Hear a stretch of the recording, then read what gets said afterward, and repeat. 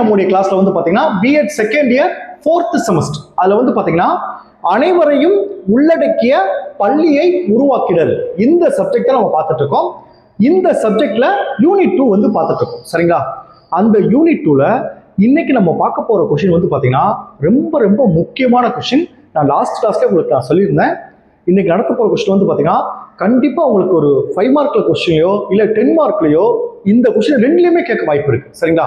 அந்த அளவுக்கு இந்த கொஸ்டின் முக்கியமான கொஸ்டின். இப்போ அது என்ன கொஸ்டின் அதை நம்ம கிளாஸ் எடுக்கிறதுக்கு முன்னாடி நம்மளுடைய இந்த BEd second year 4th semester கிளாஸ்ல புதுசா ஜாயின் பண்றதுக்கு நிறைய பேர் கால் பண்றீங்க. நீங்க எப்படி ஜாயின் பண்ணணும்னா என்னுடைய மொபைல் நம்பர் 9159084262 இந்த நம்பருக்கு நீங்க கால் பண்ணுங்க. நம்முடைய கிளாஸ்ல நீங்க எப்படி ஜாயின் பண்ண சொல்லி நான் உங்களுக்கு டீட்டெயிலா சொல்லிடுவேன். அதே மாதிரி புதுசா ஜாயின் பண்ணவங்களுக்கும் நான் இது வரைக்கும் நடந்த அந்த பழைய கிளாஸ் நோட்ஸ் எல்லாமே நான் அனுப்பிச்சு வச்சிருவேன். நான் அனுப்புற நோட்ஸ் வந்து பாத்தீங்கன்னா நீங்க எக்ஸாமுக்கு எப்படி எழுதுறமோ அந்த மாதிரி எல்லாமே நான் பாயிண்ட் வைஸா கனெக்ட் பண்ணி முக்கியமான விஷயத்துல உங்களுக்கு பாக்ஸ் போட்டு கொடுத்துருப்பேன். நீங்க கிளாஸை கவனிச்சுட்டு நான் அனுப்புற நோட்ஸை படிச்சீங்கன்னா உங்களுக்கு ஈஸியா இருக்கும், எக்ஸாமுக்கு ரொம்ப உதவியா இருக்கும். சரிங்களா? ஸோ ஜாயின் பண்ண விருப்பப்படுறவங்க என்னுடைய மொபைல் நம்பருக்கு கால் பண்ணி டீட்டெயிலா கேட்டு நம்முடைய கிளாஸ்ல நீங்க ஜாயின் பண்ணிக்கலாம். சரிங்களா? ஓகே, இன்னைக்கு நம்ம என்ன கொஸ்டின் பார்க்க போறோம்னா பள்ளிகளில் உள்ளடக்கிய கல்வியை செயற்படுத்துவதில் ஊக்கமளிக்கும் வழிமுறைகள். இந்த கொஸ்டின் தான் நம்ம பார்க்க போறோம். சரிங்களா? இப்ப பாருங்க, பள்ளிகளில் உள்ளடக்கிய கல்வியை நல்லா கவனிச்சுங்க. இந்த சப்ஜெக்டை பொறுத்தளவுக்கு இந்த உள்ளடக்கிய கல்வி அப்படின்ற வார்த்தை புரியலைன்னா எந்த கொஸ்டின் படிச்சாலும் அந்த அடிப்படையே உங்களுக்கு புரியாது. உள்ளடக்கிய கல்வி என்பது செயலாற்றல் குறைபாடுடைய குழந்தைகள். சரிங்களா? செயலாற்றல் குறைபாடு குழந்தைகள் என்னது? சரியா கண்ணு தெரியாம இருக்கவங்க, சரியா நடக்க முடியாம இருக்கவங்க, சரியா காது கேட்காம இருக்கவங்க, இவங்கெல்லாம் பொதுப்பள்ளியில இந்த நார்மல் குழந்தைகள் படிக்கிறாங்களே அந்த பொதுப்பள்ளியில இந்த குழந்தைகளையும் சேர்த்து படிக்க வைக்கிறது தான் உள்ளடக்கிய கல்வி. புரிஞ்சுட்டீங்களா? இந்த வார்த்தை புரியலன்னா இதுல எந்த கொஸ்டின் படிச்சாலும் உங்களுக்கு அடிப்படை புரியாது. சரிங்களா? இப்படி இந்த உள்ளடக்கிய கல்வியை வந்து பள்ளிகளில் செயல்படுத்துவதில் ஊக்கமளிக்கும் வழிமுறைகள். பள்ளிகளில் செயல்படுத்துறது அதான் முக்கியம். பள்ளிகளை செயல்படுத்தணும்னா என்னென்ன ஊக்கமளிக்கும் வழிமுறைகள் இருக்கு அதைத்தான் இன்னைக்கு நம்ம பார்க்க போறோம். சரிங்களா? இந்த ஊக்கமளிக்கும் வழிமுறையில மொத்தம் 7 முக்கியமான பாயிண்ட்ஸ் இருக்கு. சரிங்களா? ஒண்ணு பாத்தீங்கன்னா அனைவரையும் உணரச் செய்தல். 2 பாத்தீங்கன்னா அனைத்து அம்சங்களிலும் பிரதிபலிக்க வேண்டும். 3 பாத்தீங்கன்னா கொள்கைகள் வலுப்படுத்தப்பட வேண்டும். 4 நெகிழ்வுத்தன்மை இருத்தல் வேண்டும். 5 ஒருங்கிணைக்கப்பட்ட ஆசிரியர் பயிற்சி வேண்டும். 6 சமூகத்தின் உதவி மற்றும் ஆதரவு, சமூகத்தோட உதவி மற்றும் ஆதரவு. அடுத்து கடைசியா பாத்தீங்கன்னா இந்த யுனெஸ்கோ, இந்த பள்ளிகளில் வந்து இந்த உள்ளடக்கிய கல்வி செயல்படுத்தல யுனெஸ்கோ அமைப்பு வந்து என்னென்ன உதவிகள்லாம் பண்ணுது அதுதான் இந்த கேள்வி. சரிங்களா? இப்ப சொன்ன அந்த பாயிண்ட் எல்லாமே உங்களுக்கு புக்ல இருக்காது. இந்த கேள்வி கேட்டாங்கன்னா இந்த பாயிண்ட் இப்ப நான் சொன்ன பாயிண்ட் எல்லாம் ஃபர்ஸ்ட் எழுதி ஒரு பாக்ஸ் போட்டு அதுக்கு பிறகு நீங்க எழுதுனீங்கன்னா உங்களுக்கு நல்ல மார்க் கிடைக்கும். சரிங்களா? ஓகே, ஃபர்ஸ்ட் பள்ளிகளில் உள்ளடக்கிய கல்வியை செயல்படுத்துவதில் ஊக்கமளிக்கும் வழிமுறைகள். இதை பத்தின ஃபர்ஸ்ட் ஒரு இன்ட்ரோடக்ஷன் சொல்லிடுறேன். இன்ட்ரோடக்ஷன் கண்டிப்பா எழுதிட்டு தான் நம்ம கேள்வி எழுதும். இப்போ இன்ட்ரோடக்ஷன் பாத்தீங்கன்னா இப்போ உலகின் பல்வேறு நாடுகள்ல வந்து இந்த உள்ளடக்கிய கல்வியில பள்ளிகள்ல செயல்படுத்துவதில் முன்னேற்றம் அடைஞ்சுக்கிட்டு வராங்க. சரிங்களா? பல்வேறு நாடுகள்ல வந்து முன்னேற்றம் அடைஞ்சிட்டு வராங்க. இப்படி முன்னேற்றம் கொஞ்சம், அதாவது பெரிய அளவுல எல்லாமே சாதிக்கல, ஓரளவு முன்னேற்றம் அடைந்து வராங்க. சரிங்களா? இந்த ஓரளவு முன்னேற்றம் பாத்தீங்களா, இந்த முன்னேற்றம் எதனால வந்துச்சு? இந்த பல்வேறு நாடுகள் என்னென்ன நடவடிக்கைகள் எடுத்தாங்க? ஃபர்ஸ்ட் ஒரு 4 நடவடிக்கைகள் எடுத்தது மூலமா இன்னைக்கு உலகின் பல்வேறு நாடுகள்ல வந்து இந்த உள்ளடக்கிய கல்வியை செயல்படுத்துவதில் முன்னேற்றம் கண்டிருக்காங்க.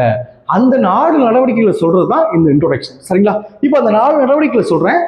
கிளாஸ் நீங்க கவனிக்கும் போதே நீங்க எக்ஸாமுக்கு ஈஸியா எழுதிடலாம். சரிங்களா? எப்பவுமே கிளாஸை கவனிச்சீங்கன்னா கொஸ்டின் இன்டெரக்டா கேட்டா கூட நீங்க எழுதிடலாம். இப்போ இந்த கிளாஸை நீங்க கவனிச்சதை வச்சே வந்து கூட ஒரு பேப்பர் எடுத்து கூட இந்த கிளாஸை கவனிச்சு நீங்களே A4 ஷீட்ல எழுதலாம். சரிங்களா? இப்போ பாருங்க, ஃபர்ஸ்ட் இன்ட்ரோடக்ஷன் பாத்தீங்களா, அதுல பாருங்க உலகின் பல்வேறு நாடுகளில் ஒரு 4 விதமான நடவடிக்கைகள் எடுத்தாங்க அப்படின்னு சொன்னேன். அதுல ஃபர்ஸ்ட் ஒண்ணு பாருங்க, நமது தேசிய கொள்கைகளில் உரிய மாற்றங்களை செய்திடல் மற்றும் பொருத்தமான உத்திகளை கையாளுதல். நம்ம தேசிய கொள்கையில வந்து உரிய மாற்றங்களை செஞ்சிருக்காங்க. அப்புறம் பொருத்தமான உத்திகளை அதை சொல்லித்தரதுக்கு என்னென்ன உத்திகளை பயன்படுத்துறோம் அப்படின்றதுல கொஞ்சம் முன்னேற்றம் அந்த செயல்பாடுல இறங்கியிருக்காங்க. சரிங்களா? 2வது பாயிண்ட் பாருங்க, உள்ளடக்கிய கல்வி பற்றிய விழிப்புணர்வை மக்களிடம் ஏற்படுத்துதல். இந்த உள்ளடக்கிய கல்வி பற்றிய விழிப்புணர்வு வந்து ஓரளவு மக்கள்கிட்ட ஏற்படுத்தியிருக்காங்க. மூணாவது பாருங்க, தான் உருவாக்கியுள்ள வழிகாட்டு கோட்பாடுகளை பரப்புதல். அதாவது 2 பேரும் சேர்ந்து படிக்கிறதுனால என்னென்ன நன்மைகள்லாம் இருக்கு அதுதான் வழிகாட்டு கோட்பாடு. அதை தான் உருவாக்கியுள்ள வழிகாட்டு கோட்பாடுகளை பரப்புதல். 4வது பாயிண்ட் பாருங்க, உள்ளடக்கிய கல்வியை செயல்படுத்தி வரும் தனியார், அரசு மற்றும் அரசு உதவி பெறும் பள்ளிகள் பற்றிய விவரங்களை சமூகத்தில் பரவலாக அறிய செய்தல்.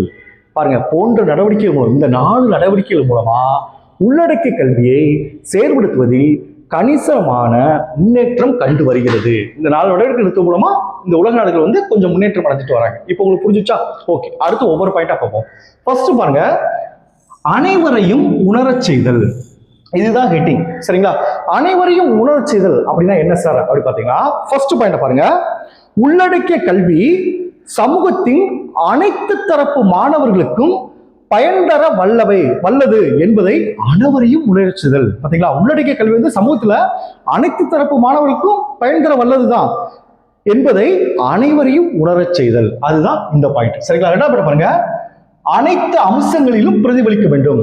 இந்த உள்ளடக்கிய கல்வி ஏற்படுத்தல எல்லா அம்சங்களிலும் பிரதிபலிக்க வேண்டும்ன்றாங்க. அப்படின்னு என்ன சார் அர்த்தம் பார்த்தீங்கன்னா, செகண்ட் பாயிண்ட் பாருங்க, அனைத்து தரப்பினரையும் உள்ளடக்கிடுதல் என்பது பாருங்க, அரசின் கொள்கைகள். அரசு ஏதாவது ஒரு கொள்கைகள் வகுத்தா கூட இந்த செயலாற்றல் குறைபாடு, அதை பள்ளிகளை பத்தி ஒரு கொள்கை எடுத்தா கூட செயல்பற்ற குறைபாடுடைய குழந்தைகளை மனசுல வச்சுதான் எடுக்கணும். அது அரசின் கொள்கைகள்.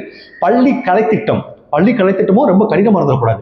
பள்ளி கலைத்திட்டம், அடுத்த ஆசிரியர் பயிற்சி. ஆசிரியருக்கு பயிற்சி கொடுக்கும்போது இந்த மாதிரி செயலாற்ற குறைபாடுகள் வந்தா அவங்களை எப்படி ஹேண்டில் பண்ணணும், அந்த ஆசிரியர் பயிற்சி கொடுக்கணும். அடுத்து பாருங்க, பள்ளிகளில் தேவைப்படும் வசதிகளை உருவாக்குதல். இந்த ஹேண்டிகேப் ஸ்டூடெண்ட்ஸ் அந்த அவங்களுக்கு போதுமான வசதிகளை பள்ளியில செஞ்சு தரணும் என்னும் அனைத்து அம்சங்களிலும் பிரதிபலிக்க வேண்டும். வெறும் கொள்கைகளை மட்டும் இருக்கக்கூடாது, எல்லாத்திலும் இருக்குன்னு சொல்றாங்க. அதான் அனைத்து தரப்பினரையும் உள்ளடக்குதல் என்பது அரசின் கொள்கைகள், பள்ளி கலைத்திட்டம், ஆசிரியர் பயிற்சி, பள்ளிகளில் தேவைப்படும் வசதிகளை உருவாக்கிடல் என்னும் அனைத்து அம்சங்களிலும் பிரதிபலிக்க வேண்டும் அப்படின்னு சொல்றாங்க. அடுத்து 3வது பாருங்க, கொள்கைகள் வலுப்படுத்தப்பட வேண்டும். கொள்கைகள் வலுப்படுத்தப்பட வேண்டும். ஏன்னா வெறும் கொள்கைகள் மட்டும் இல்லாம, கொள்கைகளை வச்சுட்டு செயல்பாடு இல்லாம எந்த கொள்கையும் வெற்றி பெறாது. அதான் சொல்றாங்க, கொள்கைகள் வலுப்படுத்தப்பட வேண்டும். 3வது பாருங்க, அனைத்து வகை மாணவர்களின் கற்றல் தேவைகளை, குறிப்பாக விழிப்பு நிலையில் உள்ளோர் மற்றும் பள்ளி அமைப்புக்கு வெளியே உள்ளோரது தேவைகளை நிறைவேற்றுதலை முக்கிய குறிக்கோள்களாக கொண்டு உள்ளடக்கிய கல்விக்கான கொள்கைகள் வலுப்படுத்தப்பட வேண்டும். விழிப்பு நிலையில் ரொம்ப கஷ்டப்படுறவங்க, பள்ளிக்கு வெளியே உள்ள பள்ளிக்கு ரெகுலராக வர முடியாதவங்க, சரிங்களா? அதை பாருங்க, அனைத்து வகை மாணவர்கள் கற்றல் தேவைகளை, குறிப்பாக விளிம்பு நிலையில் உள்ளோர் மற்றும் பள்ளி அமைப்புக்கு வெளியே உள்ளோரது தேவைகளை நிறைவேற்றுதலை முக்கிய குறிக்கோளாக கொண்ட உள்ளடக்கிய கல்விக்கான கொள்கைகள் வலுப்படுத்தப்பட வேண்டும் அப்படின்னு சொல்றாங்க, சரிங்களா? அடுத்து 4வது பாயிண்ட் பாருங்க, நெகிழ்வுத்தன்மையுடன் இருத்தல் வேண்டும். நெகிழ்வுத்தன்மை ரொம்ப ரொம்ப முக்கியமானது. எல்லாருக்கும் ஒரே சிலபஸ் தான். சுமாரா படிக்கிறவன், சில பேர் கண்ணு சரியாம தெரியாம, சில பேர் காது சரியா கேட்காம இருக்கும், அவங்களுக்கு சில நெகிழ்வுத்தன்மை ஏற்படுத்தணும் அப்படின்னு சொல்றாங்க. அதான் பாருங்க, நெகிழ்வுத்தன்மை. 4வது பாயிண்ட் பாருங்க, அனைவருக்கும் பொதுவாக உருவாக்கப்பட்டிருக்கும் கணக்கிட்டத்தையும் மதிப்பீட்டு தேர்வுகளை எதிர்கொள்ள இயலாத மாணவர்களுக்கு பாருங்க குழந்தை மைய கற்பித்தல் முறை. அடுத்து ஒவ்வொரு மாணவர்களுக்கான தனியார் கற்பித்தல் திட்டம், அந்த முடியாதவங்களுக்கு தனியாக சொல்லித்தரது கற்பித்தல் திட்டம். அடுத்து மதிப்பீடு முறை, அவங்களுக்கு கொஞ்சம் மதிப்பீடு குறைச்சிக்கிறது. மதிப்பீடு முறையையும் உருவாக்கிடும் ஆற்றலுடைய ஆசிரியர்களை தயார் செய்யும் ஆசிரியர் பயிற்சியும் அனைத்து மாணவர்களையும் சேர்த்துக் கொள்ளும் வகையில் பள்ளியின் விதிமுறைகள் அதிக நெகிழ்வுத்தன்மையுடன் இருத்தல் தேவையானதாகும். பாத்தீங்களா? நல்லா குறைச்சுக்க, மறுபடியும் சொல்ல பாருங்க, மேலந்து வருங்க. அனைவருக்கும் பொதுவாக உருவாக்கப்பட்டிருக்கும் கணக்கிட்டத்தையும் மதிப்பீட்டு தேர்வுகளையும் எதிர்கொள்ள இயலாத மாணவர்களுக்கு ஏதாவது இருக்குன்னு பாருங்க, குழந்தை மைய கற்பித்தல் முறையை வைக்கலாம். ஒவ்வொரு மாணவர்களுக்கும் தனியாக கற்பித்தல் திட்டம் உருவாக்கலாம். அடுத்து மதிப்பீடு முறையும் உருவாக்கிடும் ஆற்றலுடைய ஆசிரியர்களை தயார் செய்யும் ஆசிரியர் பயிற்சியும் அனைத்து வகை மாணவர்களை சேர்த்துக் கொள்ளும் வகையில் பள்ளியின் விதிமுறைகள் அதிக நெகிழ்வுத்தன்மையுடன் இருத்தல் வேண்டும் அப்படின்னு சொல்றாங்க, சரிங்களா? அடுத்த பாயிண்ட் பாருங்க, 5வது பாயிண்ட் பாருங்க, ஒருங்கிணைக்கப்பட்ட ஆசிரியர் பயிற்சி. கண்டிப்பா வேணும். ஏன்னா செயலற்ற குழந்தைகள் வந்து பாத்தீங்கன்னா அவங்களுக்கு அதிக கேர் எடுத்து சொல்லித்தரணும். தனிப்பட்ட முறையில அவங்க கவனம் சொல்லித்தரணும். அப்ப அது எப்படி சொல்லித்தரணும் சொல்லி ஆசிரியருக்கு கண்டிப்பா பயிற்சி இருக்கணும். அதான் சொல்றாங்க.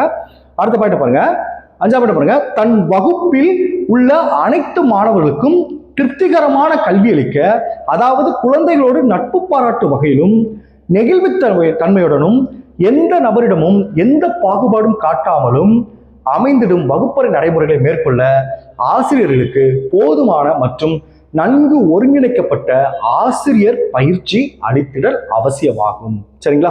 அடுத்து 6ஆம் பாயிண்ட் பாருங்க. சமூகத்தின் உதவி மற்றும் ஆதரவு. எல்லாமே அரசாங்கத்தால செய்ய முடியுமா? நம்ம சமூகத்துடைய உதவியும் ஆதரவும் இருந்தா தான் இந்த உள்ளடக்கிய கல்வியை சிறப்பாக வெற்றிகரமாக செயல்படுத்த முடியும்னு சொல்றாங்க. அது அடுத்த பாயிண்ட் சொல்ல பாருங்க. 6ஆம் பாயிண்ட் பாருங்க. அனைத்து வகை குழந்தைகளையும் உள்ளடக்கிய நடைமுறை பள்ளிகளில் செயல்படுத்துவதில் பள்ளிகள் மற்றும் ஆசிரியர் ஆற்றலை வலுப்படுத்த சமூகத்திலிருந்து உதவிகளையும் ஆதரவுகளையும் திரட்டிடல் அவசியமாகும். ஏன்னா அரசின் உதவிகளை மட்டும் சார்ந்திருக்காது, அரசோட உதவியை மட்டுமே சார்ந்திருக்காம இவங்களுடைய உதவியும் ஆதரவும் நம்ம கண்டிப்பா சேர்க்கணும்னு சொல்றாங்க. அடுத்து லாஸ்ட் பாருங்க. இந்த யுனெஸ்கோ அமைப்பு இந்த உள்ளடக்கிய கல்வியை செயல்படுத்துவதில் யுனெஸ்கோ அமைப்பு என்னென்ன செய்யறாங்க அப்படின்னு பாருங்க. இது முக்கியமான பாயிண்ட், அதனால பாக்ஸ் போட்டு பாருங்க.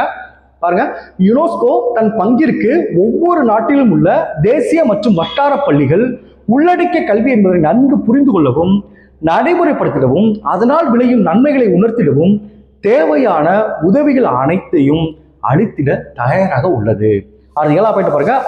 பள்ளி அமைப்பிலிருந்து விடுபட்டு இருக்கும் ஒவ்வொரு மாணவனையும் பள்ளி அமைப்பினர் கொண்டு வருவதற்கான வழிமுறைகளை ஆராயவும் செயல்படுத்திடவும் தேவையான உதவிகளையும் அளித்திட யுனெஸ்கோ முன் வந்துள்ளது. சரிங்களா? இதுதான் இந்த கேள்வி. இப்போ நீங்க கிளாஸை கவனிச்சு வச்சு நீங்க எழுதலாம். Okay, thank you students. நம்ம நெக்ஸ்ட் கிளாஸ்ல பார்ப்போம்.